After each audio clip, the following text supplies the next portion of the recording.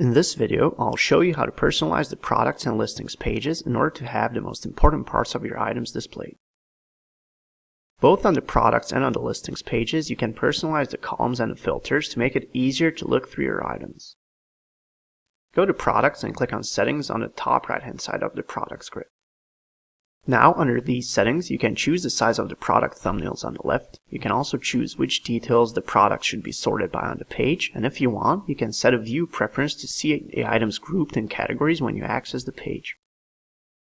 In the first section, you can tick different features such as price, categories, or SKU to be displayed as a column on the table.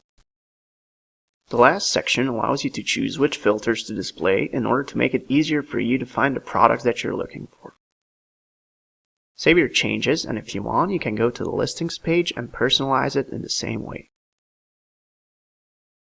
Thank you for your time. If you require further assistance, please visit our knowledge base section on www.adlister.co.uk.